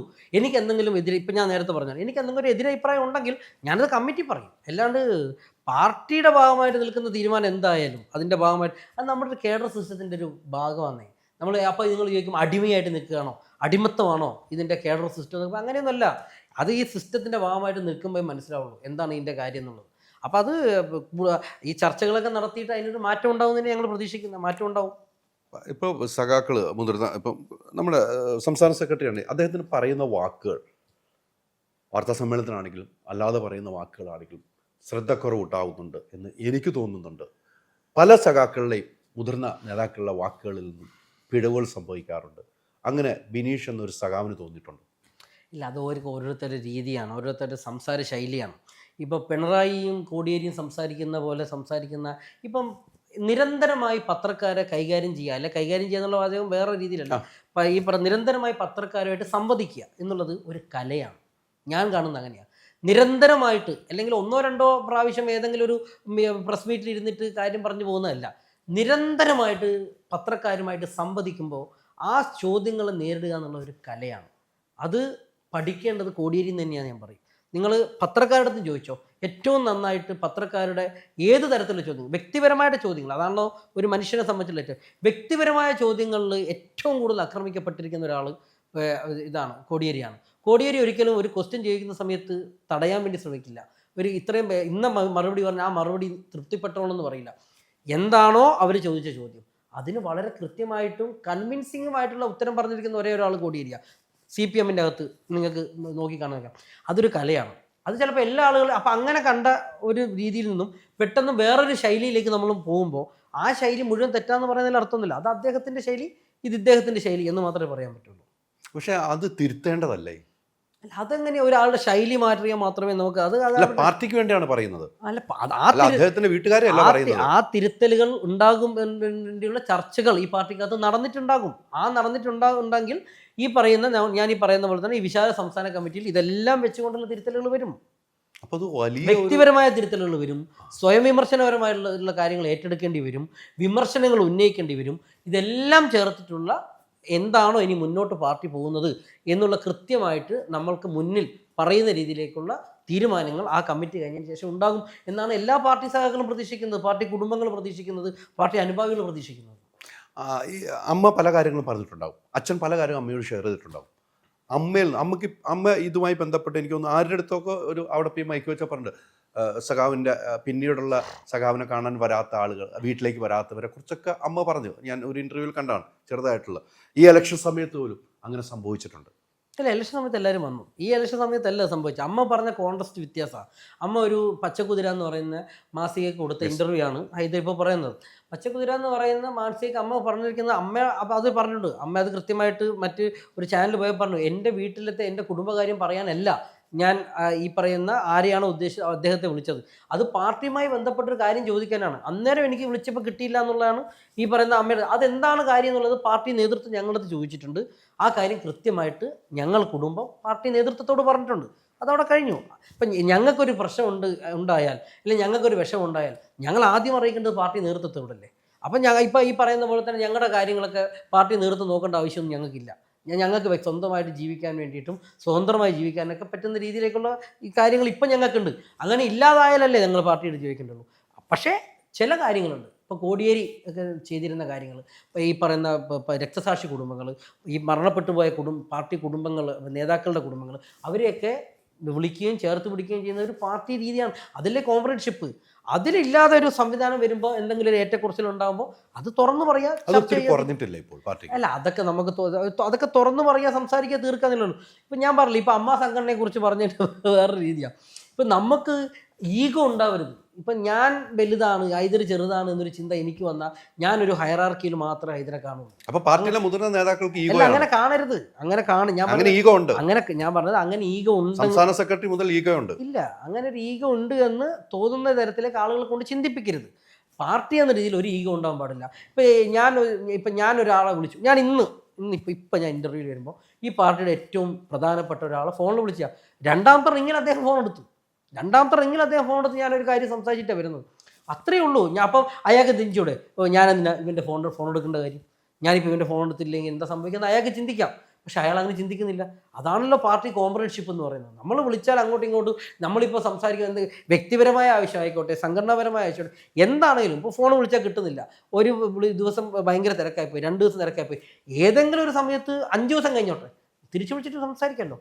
അപ്പം ഇപ്പോൾ കോടിയേരിയെ കുറിച്ചായിട്ട് ഇപ്പം ഞാനിതൊക്കെ പറയുന്നത് എന്തുകൊണ്ടറിയാം, ഞാൻ എൻ്റെ അച്ഛൻ്റെ ഒരു പാർട്ടി നേതാവെന്ന രീതിയിൽ അച്ഛൻ ചെയ്ത കാര്യങ്ങൾ പൂർണ്ണമായി കണ്ട് ജീവിച്ച് വന്ന ഒരാളായതുകൊണ്ടാണ് അച്ഛൻ ഒരാളുടെ ഫോൺ എടുക്കുക, അറിയാത്ത ആളുകൾ. ഇപ്പം പലപ്പോഴും ഞാനും അമ്മയൊക്കെ പറയാറുണ്ട്, രാത്രി 11:30 12 മണിക്കും അച്ഛൻ സംസ്ഥാന സെക്രട്ടറി ആയിരുന്ന സമയത്തും മന്ത്രിയായിരുന്ന സമയത്ത് അത് സംസ്ഥാന സെക്രട്ടറി മന്ത്രിയായിരുന്ന സമയത്ത് 12:30 1 മണിക്കൊക്കെ ഏതോ ആളുകൾ വിളിക്കുന്ന ഫോണുകൾ എടുത്തുകൊണ്ടിരുന്ന ആളാണ് കോടിയേരി ബാലകൃഷ്ണൻ. ഫോൺ ഓഫ് ചെയ്യില്ല. 12:30 1 മണിക്കൊക്കെ ഒരു മന്ത്രി, ഹോം മിനിസ്റ്റർ റാൻഡം കോളാണ്, ഈ പറയുന്ന പോലെ ഒരു ഒഫീഷ്യൽ കോളല്ല ഒന്നുമില്ല, റാൻഡം കോൾസ് എടുക്കും, ആളുകളുടെ അടുത്ത് സംസാരിക്കും. അപ്പോൾ അന്നൊക്കെ നമ്മൾ ഈ പറഞ്ഞ ഞാനും അമ്മയൊക്കെ പറഞ്ഞു, കാരണം ഉറക്കം ചിലപ്പോൾ കിട്ടും, എൻ്റെ രാവിലെ എണീച്ചിട്ട് പോവുകയും ചെയ്യും. ഞാൻ പറഞ്ഞ അതാണ് ഞാൻ കണ്ടിട്ടുള്ളത്. അപ്പൊ അങ്ങനെ തന്നെ ആവണമെന്നൊന്നും ഞാൻ പറയുന്നില്ല, പക്ഷെ 1% അങ്ങനെ ആവണം. അതെ, 1% മറ്റുള്ളവരാകണമെന്നുള്ള. അതെ, 1%ലേക്ക് എത്താൻ ശ്രമിക്കണം, അത്രേ ഉള്ളൂ. ശ്രമം നടക്കുന്നുണ്ടോ? അല്ല, അങ്ങനെ ഉണ്ടാവുന്നല്ലേ നമ്മൾ പ്രതീക്ഷിക്കണ്ടേ. നമുക്ക് ഈ കമ്മ്യൂണിസം എന്ന് പറഞ്ഞാൽ തന്നെ ഒരു പ്രതീക്ഷയില്ല ഇതിലെ. കമ്മ്യൂണിസം എന്ന് പറഞ്ഞാൽ തന്നെ ഒരു പ്രതീക്ഷയല്ലേ. നമ്മൾ മുന്നോട്ട് പോകാൻ വേണ്ടി ഒരു വെളിച്ചം, ഒരു പ്രതീക്ഷ, അങ്ങനത്തെ ഒരു സൊസൈറ്റി രൂപപ്പെടുന്നുള്ളതാണല്ലോ നമ്മളെ മുന്നോട്ട് നമ്മളെ നയിക്കുന്നത്. ഇപ്പം ഞാനും ഹൈദറും എല്ലാം ഒരേപോലെ ജീവിക്കാൻ പറ്റുന്ന രീതിയിലേക്കുള്ള ചുറ്റുപാടുണ്ടാവണം. നമുക്ക് എനിക്ക് കിട്ടുന്ന അതേ കാര്യങ്ങൾ ഹൈദറിന് കിട്ടണം. അങ്ങനത്തെ ഒരു സൊസൈറ്റിയല്ലേ നമുക്ക് സ്വപ്നം കാണാൻ പറ്റുന്നത്. അതൊരു സ്വപ്നവും പ്രതീക്ഷയാണ്, അതിനെയല്ലേ കമ്മ്യൂണിസം. കോടിയേരി സഖാവിൻ്റെ മകൻ, മന്ത്രിയായിരുന്ന ആളുടെ മകൻ, മന്ത്രി ആളുടെ കുടുംബം, ഇപ്പോഴത്തെ ഇലക്ഷൻ നോക്കുമ്പോൾ സംസ്ഥാന സെക്രട്ടറി മാറി വൈഫിനെ മത്സരിപ്പിച്ചു. നിങ്ങൾക്കൊന്നും ഒരു സ്ഥാനം കിട്ടിയിട്ടില്ല പാർട്ടിയിൽ. VSൻ്റെ മകന് സ്ഥാനം കിട്ടിയിരുന്നു ഇല്ലേ? പിണറായി വിജയൻ്റെ മരുമകൻ മന്ത്രിയായി, അവർക്കൊക്കെ സ്ഥാനമുണ്ട്. കോടിയേരിയുടെ കുടുംബത്തിൽ നിന്ന് പാർട്ടിയിൽ ഒരു സ്ഥാനം കിട്ടിയിട്ടില്ല എന്ന് ഞാൻ പറയുകയാണെങ്കിൽ എന്തു പറയും നിതീഷ്? അല്ല, അതൊക്കെ പാർട്ടി നേതൃത്വം. ഇപ്പം പാർട്ടി എന്ന് പറയുന്നത് എന്താ, നമ്മളിപ്പോൾ പാർട്ടി എന്ന് പറഞ്ഞ് നോക്കിക്കാണുന്നത് പാർട്ടി നേതൃത്വമാണല്ലോ. ഇപ്പം ഞാൻ ഒരു പാർട്ടി മെമ്പറായിട്ടാണോ വർക്ക് ചെയ്യേണ്ടത്, ഞാൻ ഏത് സംഘടനയിൽ വർക്ക് ചെയ്യണം, ഏത് കമ്മിറ്റിയിൽ വർക്ക് ചെയ്യണം, ഞാൻ ഏത് മേഖലയിൽ പ്രവർത്തിക്കണമെന്ന് എന്നെ തീരുമാനിച്ച് തരുന്നത് പാർട്ടി നേതൃത്വമാണ്. അപ്പോൾ പാർട്ടി നേതൃത്വം എന്താണോ തീരുമാനിക്കുന്നത് അത് ചെയ്യാനല്ലേ എനിക്ക് പറ്റുള്ളൂ. അല്ലാണ്ട് മറ്റൊരു ബിനീഷ് നേരത്തെ അടിമയാണോ? അല്ല, അങ്ങനെയല്ലല്ലോ. അത് അടിമയാണെന്ന് ചോദിക്കുന്നതിന്റെ ഉദാഹരണമാണ് ഞാൻ. നമ്മുടെ പാർട്ടിക്കകത്ത് എനിക്ക് ഇന്ന സാധനം വേണമെന്ന് ചോദിക്കാൻ പറ്റില്ല. തരണ്ടേ? അല്ല, ചോദിക്കാന്ന് ശരിയല്ലല്ലോ. അങ്ങനെ ചോദിക്കാൻ പാടുണ്ടോ? ബാക്കി ഇപ്പോൾ കോൺഗ്രസ് ചോദിക്കാം, BJP ചോദിക്കാം, മുസ്ലിം ലീഗ് ചോദിക്കാം, ഒക്കെ ചോദിക്കാം. പക്ഷേ ഈ പാർട്ടിക്കകത്ത് എനിക്ക് ഇന്ന സംഘടന സ്ഥാനം തരണമെന്നൊന്നും ചോദിച്ചിട്ട് വർക്ക് ചെയ്യാൻ പറ്റില്ല. അത് തിരിച്ചറിയപ്പെടുന്ന നേതൃത്വം ഉണ്ടാകുന്ന കാര്യങ്ങൾ എന്താണോ ആ നേതൃത്വത്തിന് എന്താണോ തിരിച്ചറിവുണ്ടാകുന്നത് ആ രീതിയിൽ നേതൃത്വം ആ കാര്യം ചെയ്യും. ഓരോ കാലഘട്ടത്തിൽ വരുന്ന നേതൃത്വമാണല്ലോ എന്താണ് ആ പാർട്ടി എന്നുള്ള തീരുമാനിക്കുന്നത്. ചിലപ്പോൾ ആ നേതൃത്വത്തിന് എന്തെങ്കിലും പിശക് പറ്റുന്നുണ്ടെങ്കിൽ അതിനെ തിരുത്താൻ വേണ്ടിയുള്ള ചർച്ചകൾ പാർട്ടി കമ്മിറ്റികൾ നടക്കും, അത്രയേ ഉള്ളൂ. ഞാൻ ഈ ഇലക്ഷനുമായി എന്നോട് പല സ്ഥലത്തും യാത്ര ചെയ്തിരുന്നു, പല സഖാക്കളെയും കണ്ടിരുന്നു. ഇലക്ഷൻ സംബന്ധിച്ച് സഖാക്കൾ പറഞ്ഞ ഒരു പോയിന്റ് എൻ്റെ മനസ്സിൽ ഇപ്പോഴും വരുന്നുണ്ട്. 10 വർഷം ഭരിച്ചു, പക്ഷെ ഇനിയെങ്കിലും ഈ പാർട്ടി ഇന്നൊന്ന് തോൽപ്പിച്ചില്ലെങ്കിൽ അഹങ്കാരം കാരണം കേരളം ഇല്ലാതെയാക്കുമെന്നാണ് പറയുന്നത്. സഖാക്കള് പറഞ്ഞാണ് ഇതൊക്കെ എന്താ പ്രശ്നം എന്ന് പറയുന്നത്. നമുക്ക് ഇപ്പോൾ ഞാൻ നേരത്തെ നമ്മളെ അമ്മ സംഘടനയെ കുറിച്ച്, അതാണ് നമ്മളിപ്പോൾ സിനിമയെ കൂടെ പറയുമ്പോൾ അമ്മ സംഘടന വളരെ നന്നായിട്ട് നടന്നുകൊണ്ടിരുന്നൊരു സമയമാണ്.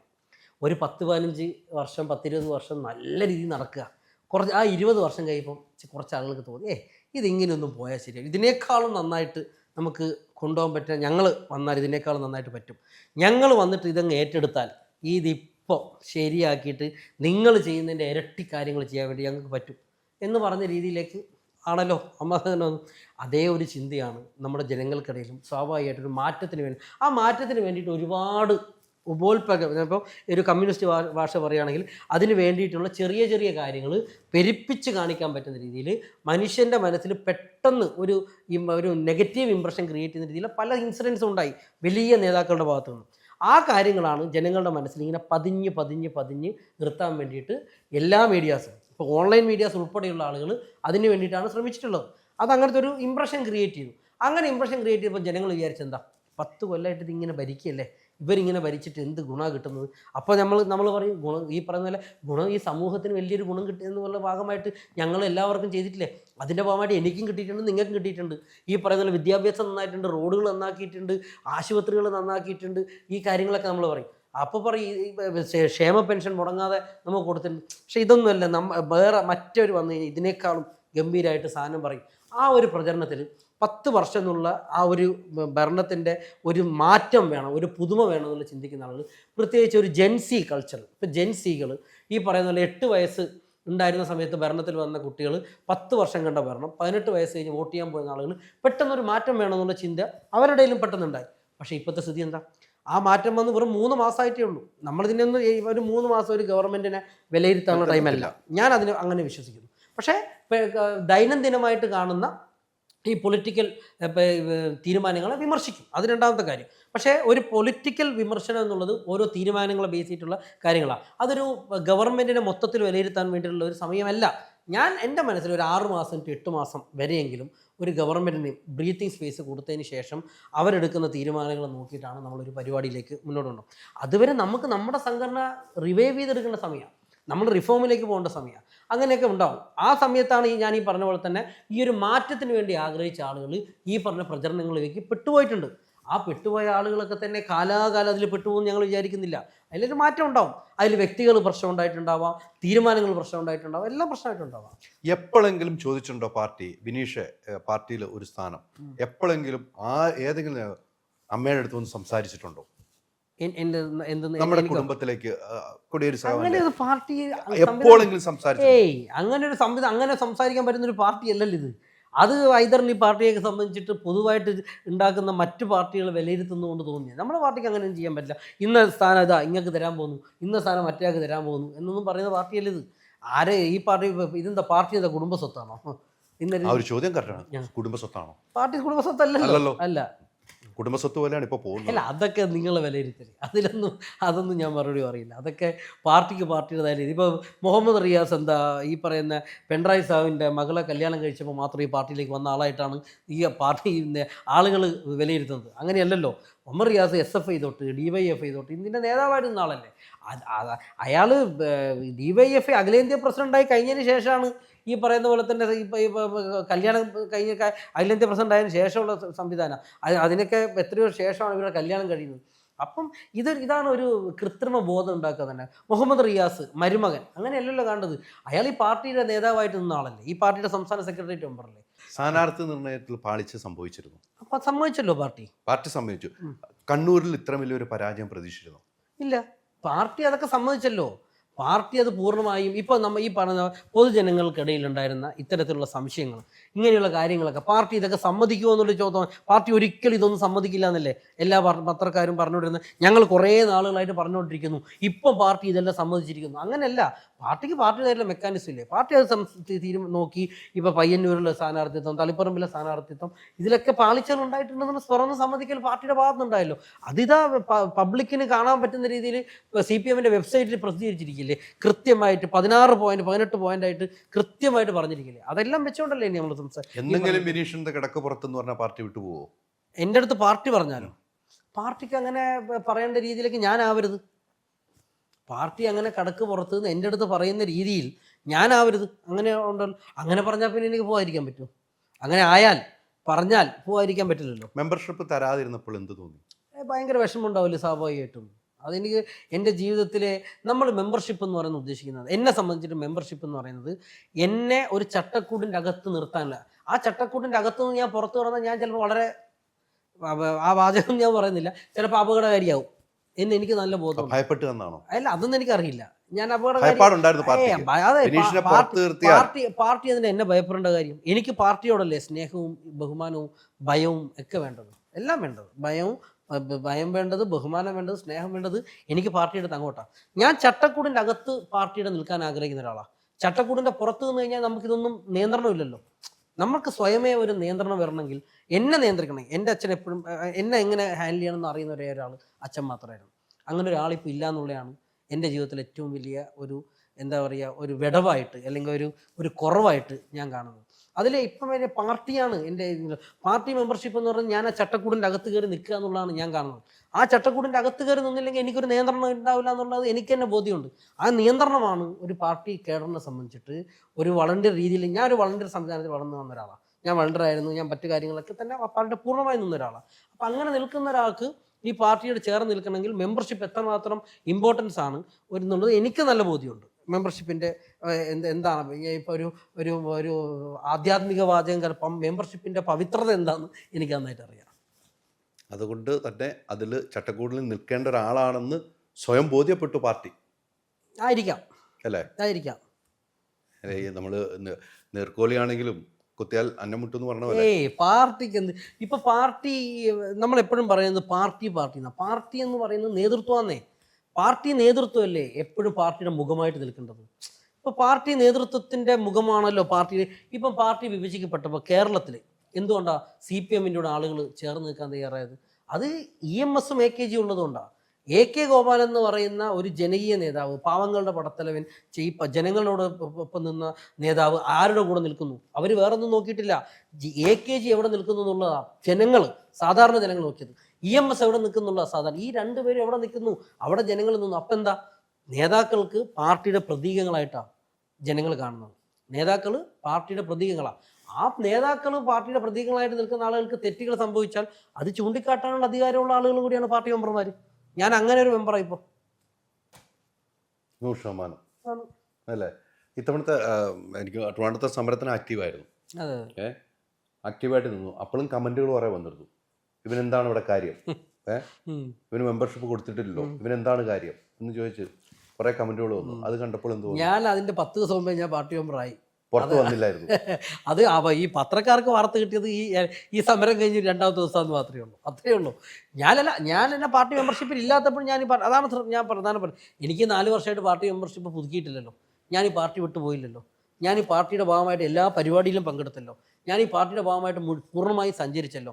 എല്ലാ വർക്കുകളിലേക്കും ഞാൻ പാർട്ടി ഉണ്ടായിരുന്ന ഉണ്ടായിരുന്ന എല്ലാ വർക്കിലും ഞാൻ ഭാഗമായിട്ട് നിന്ന ഒരാളാണ്. അപ്പോൾ അതാണ് നമ്മൾ ചെയ്യേണ്ടത്. പാർട്ടി ഒരു ഘട്ടത്തിൽ നമ്മളെ നോക്കും. അത് നോക്കിയോണ്ടാണ് എനിക്ക് മെമ്പർഷിപ്പ് തന്നത്. അതിൻ്റെ പ്രോസസ്സ് പൂർത്തിയാക്കാൻ വേണ്ടി തന്നത് മാത്രമേ ഉള്ളൂ. സംസ്ഥാന നേതൃത്വവും ദേശീയ നേതൃത്വത്തിലും ഒരു മാറ്റം, സംസ്ഥാന നേതൃത്വത്തിൽ മാറ്റം വേണമെന്ന് ഇപ്പോൾ തന്നെ പല സഖാക്കളും പറഞ്ഞു തുടങ്ങി. സംസ്ഥാന നേതൃത്വത്തിനൊരു മാറ്റം, അങ്ങനെ ഒരു കാര്യത്തിലേക്ക് ബിനീഷ് എന്ന സഖാവിൻ്റെ അഭിപ്രായം എന്താണ്? അല്ല, അത് ഞാൻ പാർട്ടി കമ്മിറ്റിയിലല്ലേ പറയേണ്ടത്. എനിക്ക് അങ്ങനെ ഒരു അഭിപ്രായം ഉണ്ട് എന്നുണ്ടെങ്കിൽ ഞാനത് പാർട്ടി കമ്മിറ്റിയിലല്ലേ പറയേണ്ടത്. ദേശീയ ഇപ്പോൾ പാർട്ടി കോൺഗ്രസ് കഴിഞ്ഞിട്ടല്ലേ ഉള്ളൂ. പാർട്ടി കോൺഗ്രസ് കഴിഞ്ഞിട്ടല്ലേ ഇപ്പോൾ MA വിഭാഗം ആക്കിയിട്ടല്ലേ ഉള്ളൂ. ഇപ്പൊ ഈ പറഞ്ഞ ഈ ദേശീയ നേതൃത്വത്തിൽ വേറൊന്നും. ഇപ്പൊ ഇലക്ഷൻ നടന്നത് ബംഗാളിലും പോണ്ടിച്ചേരിയിലും ഇവിടെ കേരളത്തിൽ മാത്രമല്ലേ. അവിടുത്തെ പാർട്ടി സംഘടനാ സംവിധാനത്തിൽ വന്ന കാര്യങ്ങൾ എന്താണെന്നോ തമിഴ്നാട്ടിൽ മാത്രമല്ല, അവിടുത്തെ ഈ 4 സ്റ്റേറ്റിൽ എന്താണോ സംഭവിച്ചത് എന്ന് നോക്കിയിട്ടാണല്ലോ ആ സ്റ്റേറ്റിന്റെ കാര്യങ്ങൾ തീരുമാനിക്കുന്നത്. ഇപ്പോൾ കേരളത്തിനെ സംബന്ധിച്ചുള്ള കാര്യം തീരുമാനിക്കാനാണ് ഈ വിശാല സംസ്ഥാന കമ്മിറ്റി വിളിച്ചിരിക്കുന്നത്. അതിലെന്താ തീരുമാനിക്കാൻ നമുക്ക് നോക്കാം. അതിൽ വലിയ പ്രതീക്ഷയാണല്ലേ? എനിക്ക് മാത്രമല്ല, എല്ലാ പാർട്ടി സഖാക്കൾക്കും, എല്ലാ പാർട്ടി കുടുംബങ്ങൾക്കും, എല്ലാ അനുഭാവികൾക്കും വലിയ പ്രതീക്ഷയാണത്. അതൊരു വലിയ മാറ്റത്തിലേക്കായിരിക്കും ഉണ്ടാവുക. മാറ്റം എന്നുള്ളത് എന്തെങ്കിലും ഈ പറയുന്ന പോലെ സ്ഥാനങ്ങൾ മാറുക എന്നുള്ളതല്ല. ഈ പാർട്ടിയെ എങ്ങനെയാണ് മുന്നോട്ട് പോവുക എന്നുള്ളതാണ്. അല്ലാണ്ട് വ്യക്തികൾ മാറുന്നു എന്നുള്ളതെന്നല്ല. കൊടിയേരി സഖാവിനെ മാറ്റി നിർത്തുന്നു. പാർട്ടി സഖാവിന് സംസ്ഥാന സെക്രട്ടറിയാണ്. മറ്റൊരു സംസ്ഥാന സെക്രട്ടറി, ഏറ്റവും നല്ല സംസ്ഥാന സെക്രട്ടറി ഇഷ്ടപ്പെട്ടത് ആരായിരുന്നു? ഞാൻ കണ്ടിട്ടുള്ളല്ലോ. എനിക്ക് ചടയൻ. കാരണം ഞാൻ കൂടുതൽ ഈ പറയുന്ന പോലെ അടുത്ത് നിന്ന് കണ്ടിട്ടുള്ളത് ചടയൻ ഗോവിന്ദനാഥൻ്റെ ഏറ്റവും അവസാന സമയത്ത് എനിക്ക് ഏറ്റവും കൂടുതൽ തുറന്ന് സംസാരിക്കാൻ ചേർന്ന് നിൽക്കാൻ പറ്റിയത്. പിന്നെ പിണറായി അതുപോലെ തന്നെ. പക്ഷെ പിണറായിയായിട്ട് നമുക്ക് ഇരുന്ന് സംസാരിക്കാൻ ഒരു കുറച്ച് സമയം കിട്ടിക്കഴിഞ്ഞാൽ പിന്നെ നമ്മൾ ആ വിഷയം കഴിഞ്ഞാൽ അങ്ങ് മാറേണ്ടി വരും. ചടയൻ ഗോവിന്ദനാഥനായിട്ട് ഞാൻ വളരെ ചെറുപ്പം, ഞാൻ ഒരു കുട്ടി കൂടിയാണ്. ഞാൻ 9ാം ക്ലാസ്സിൽ 8ാം ക്ലാസ്സിൽ പഠിക്കുന്ന സമയത്ത് എനിക്ക് വലിയ എന്തും തുറന്ന് ചോദിക്കാൻ ഒരു കുട്ടിത്വത്തിൻ്റെ ഫ്രീഡം കൂടി ഉള്ളതുകൊണ്ട് ചോദിക്കാൻ പറ്റിയ ഒരാളായിരുന്നു ചടയൻ. ഞാൻ നേരിട്ട് കണ്ടത് എന്നുള്ളത്, എനിക്ക് നേരിട്ട് അനുഭവിക്കാൻ പറ്റിയ സെക്രട്ടറിമാർ ഈ ചടയനും പിണറായിയും കോടിയേരിയാണ്. അപ്പോൾ അത് വെച്ചാണല്ലോ ഞാൻ പറയേണ്ടത്. ഏറ്റവും ഇഷ്ടപ്പെട്ട മുഖ്യമന്ത്രി? അല്ല, പാർട്ടി സെക്രട്ടറിമാരിൽ ഏറ്റവും നല്ല സെക്രട്ടറി ആരാണ്? അത് കഴിഞ്ഞ് ഏറ്റവും നല്ല സെക്രട്ടറി ആരാന്നാണ് ഞാൻ ചോദിച്ചത്. അതെനിക്ക് കോടിയേരി തന്നെയാണ്. ഏറ്റവും ഇഷ്ടപ്പെട്ട മുഖ്യമന്ത്രി? നായനാർ കഴിഞ്ഞാൽ പിണറായി ആയിരിക്കും.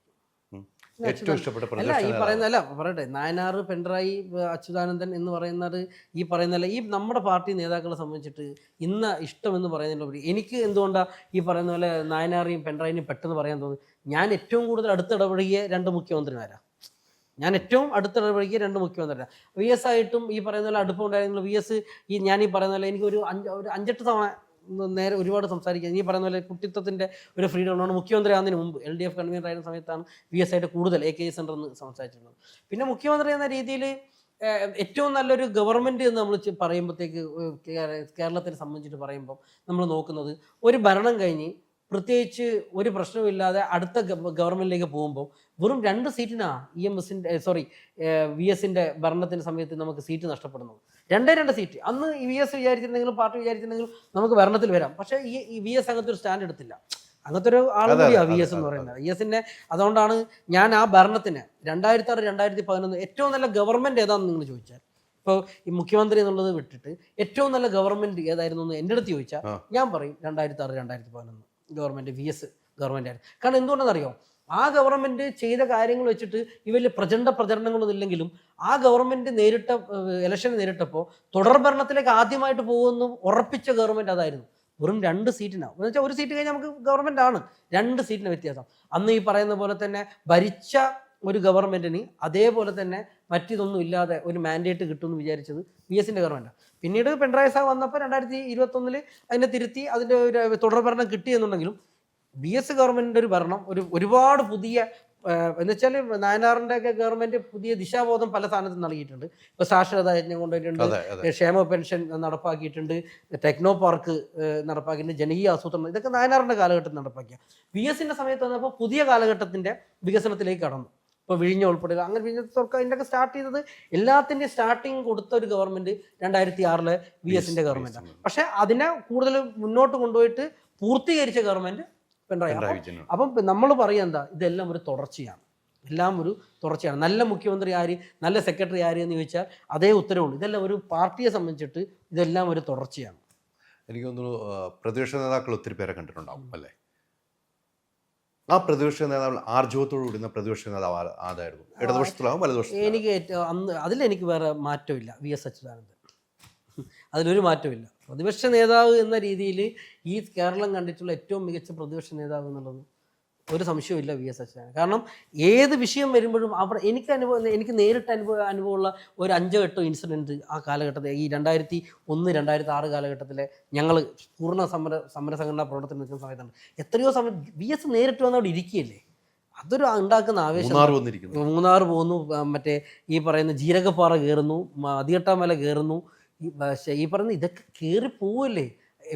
ഒരു കാര്യം മനസ്സിലാകണ്ട, 85-ാമത്തെ വയസ്സിലാണ് VS മുഖ്യമന്ത്രി ആകുന്നത് പോലും. അതിനു മുമ്പുള്ള 80 വയസ്സ് കഴിഞ്ഞ സമയത്താണ് ഈ പറയുന്ന സ്ഥലത്തൊക്കെ കയറി പോയിട്ടുള്ളത്.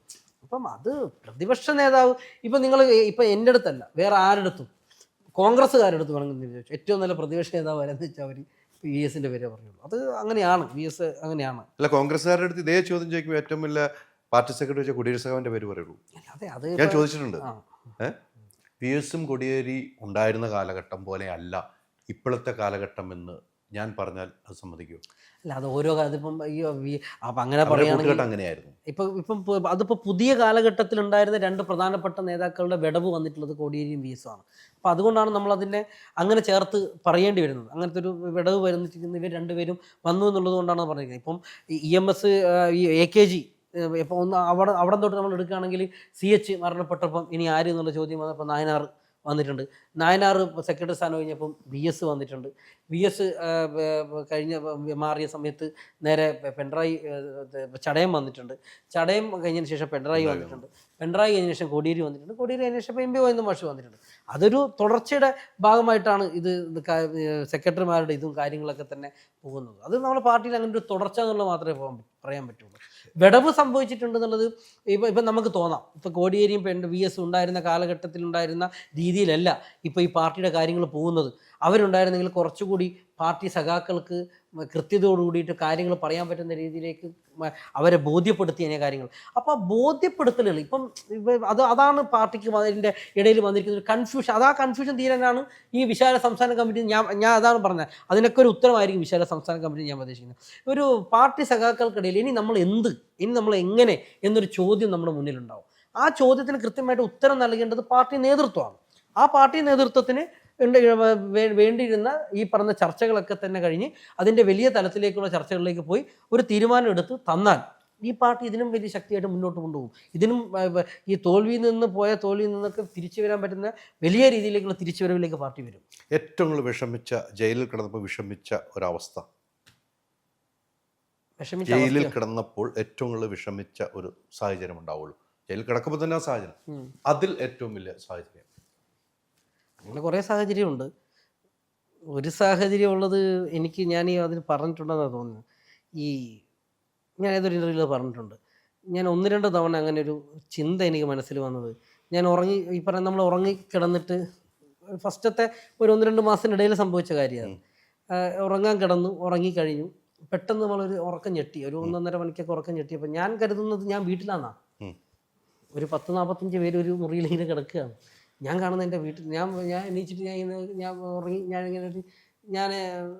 ഇങ്ങനെ നോക്കിയിട്ട് ഞാനിങ്ങനെ തപ്പുന്നത് എൻ്റെ മോളെ, ഇങ്ങനെ അതിൻ്റെ കൂടെ മോളാണല്ലോ കിടക്കുന്നത്, മോളെയാണ് തപ്പുന്നത്, വേറെ ഏതൊരാളെയാണ് ഇങ്ങനെ തട്ടുന്നത്. അപ്പോഴാണ് എൻ്റെ മനസ്സിൽ ഞാൻ ജയിലിലാണല്ലോ, ഞാൻ ഉറങ്ങാൻ കിടക്കുമ്പോൾ നമുക്ക് അറിയാമല്ലോ ജയിലാണ്, പക്ഷേ നമ്മൾ ഉറക്കത്തിലാണല്ലോ, നമ്മളെല്ലാം മറന്നുകൊണ്ട് നമ്മൾ വേറൊരു ഇതിൽ നിന്നും ഒരു ഫ്രാക്ഷൻ ഓഫ് സെക്കൻഡ് നമ്മുടെ ജീവിതം അവസാനിപ്പിച്ചാണെന്ന് നമ്മൾ തോന്നിക്കണം. പോയിട്ടുണ്ട് ഒരു ഫ്രാക്ഷൻ ഓഫ് സെക്കൻഡ്.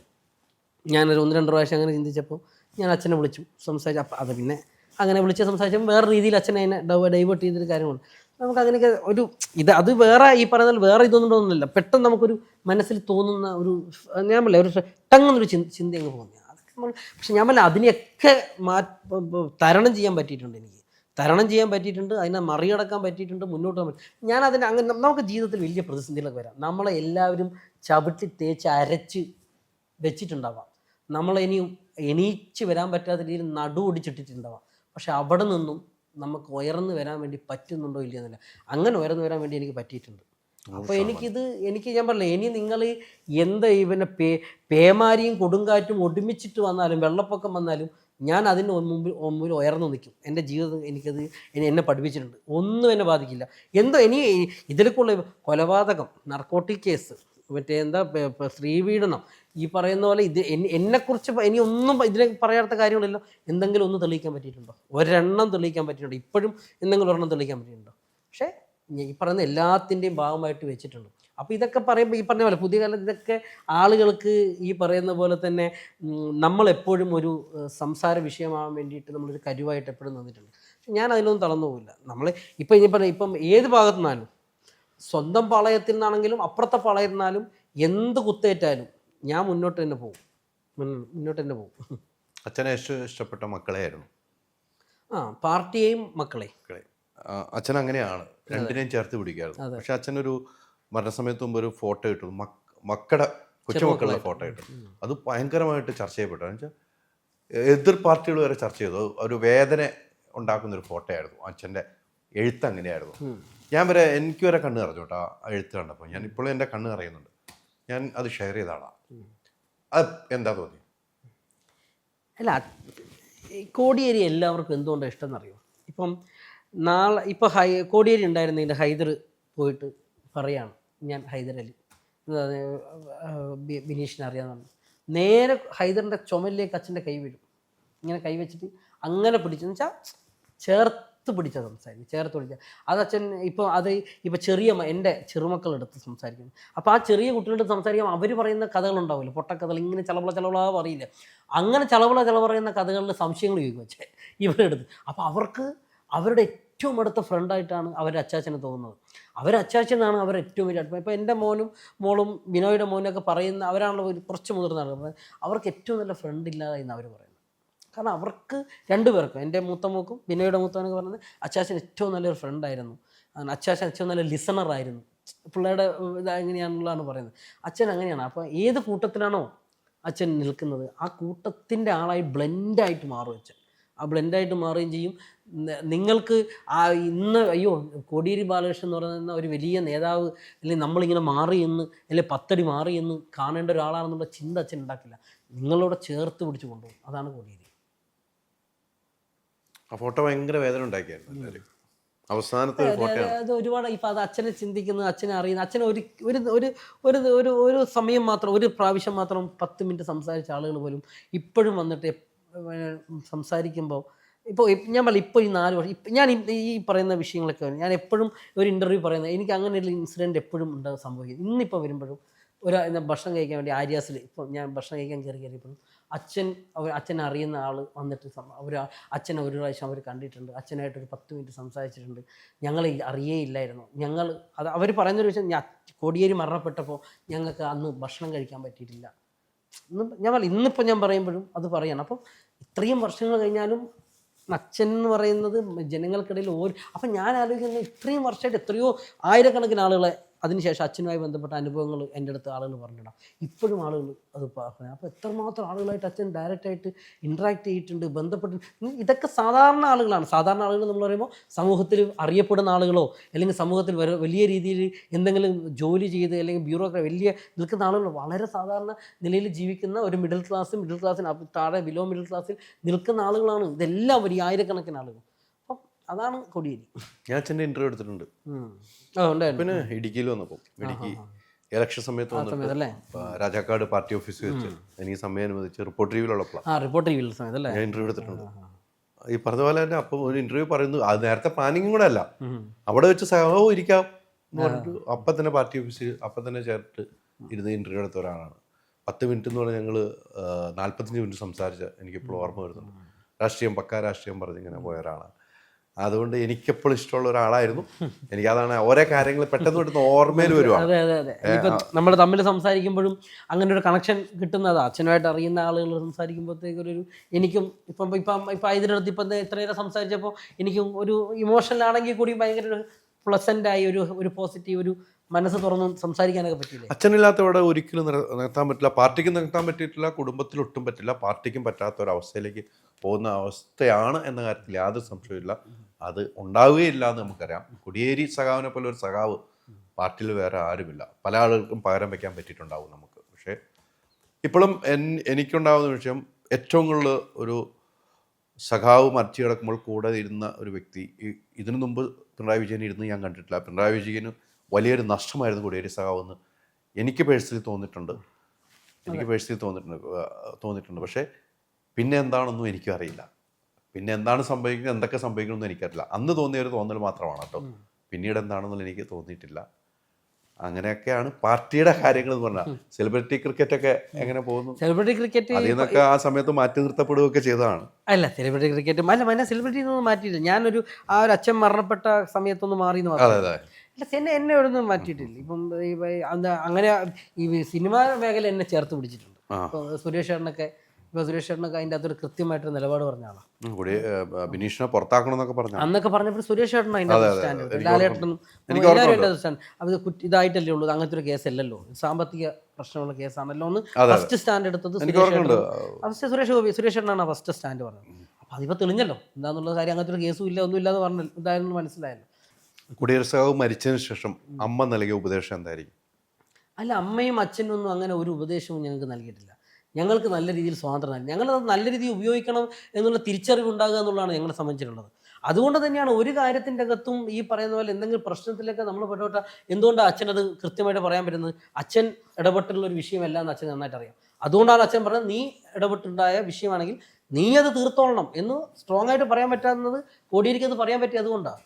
അപ്പം പിന്നെ അച്ഛനൊരു വിശ്വാസമുണ്ട്, ഞാനത് തീർക്കുമെന്ന് നല്ല വിശ്വാസവും അച്ഛനുള്ളത് കൊണ്ട് തന്നെയാണ് ആ ഒരു സ്ട്രോങ് സ്റ്റാൻഡ് എടുക്കാൻ വേണ്ടി പറഞ്ഞു. എത്ര പേർക്ക് അങ്ങനെ പറ്റുന്നുണ്ടെന്നും കൂടെ മനസ്സിലായിക്കൊള്ളണം. അല്ല, അത് ഞാൻ പറയുന്നില്ല, ഞാൻ അതുമായിട്ട് ബന്ധപ്പെട്ടില്ല, പൊതുവെ പറഞ്ഞു നമ്മൾ കണ്ടുകൊണ്ടിരിക്കാന്ന് ഞാനും പറഞ്ഞെന്നുള്ളൂ. അതിലേക്ക് ഞാൻ വന്നില്ല എന്നുള്ളൂ. നമ്മളും കണ്ടുകൊണ്ടിരിക്കുന്നു.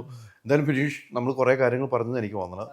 കുറെ ഏകദേശം നിനക്ക് വേണ്ട ഏകദേശം ആയിട്ടില്ല. പക്ഷെ എനിക്ക് അതിനകത്ത് ഞാൻ അച്ഛനിലൂടെയാണ് യാത്ര ചെയ്തത്. മനസ്സിലായി. അല്ല, അതിപ്പം ഐദർ സംസാരിച്ചപ്പോഴത്തേക്ക് എനിക്കും കുറച്ചുകൂടി ഐദർ അതിലോട്ട് എത്തുമെന്ന് ഞാൻ പ്രതീക്ഷിച്ചില്ല. അപ്പം ഐദറിന് അച്ഛനടുത്തുള്ളൊരു ബന്ധം കൊണ്ടായിരിക്കുമല്ലോ ഇത്രയും കാര്യങ്ങൾ അച്ഛനെ കുറിച്ച് അറിയാവുന്ന ഒരാൾക്കാരണല്ലോ ഇത്രയും സംസാരിക്കാൻ പറ്റുള്ളൂ. എനിക്കത് കുറച്ചുകൂടി ഇഷ്ടമായി. പിന്നെ അത് ഓക്കെ എന്ന് ഞാൻ വിചാരിക്കുന്നു. തീർച്ചയായിട്ടും എനിക്ക് അച്ഛൻ എന്ന് പറഞ്ഞാൽ എൻ്റെ ഒരു ചോരത്തിളപ്പായിരുന്നു. പാർട്ടിയിൽ ചോരത്തിളപ്പുണ്ടായിരുന്നുള്ളൂ സഖാവായിരുന്നു കോടിയേരി ബാലകൃഷ്ണൻ. അത് കഴിഞ്ഞിട്ടുള്ളൂ എനിക്ക് പാർട്ടിയിൽ ആരും. എല്ലാവരുമായിട്ടും ബന്ധമുണ്ട്. അച്ഛൻ ഒരു വികാരമായിരുന്നു എൻ്റെ.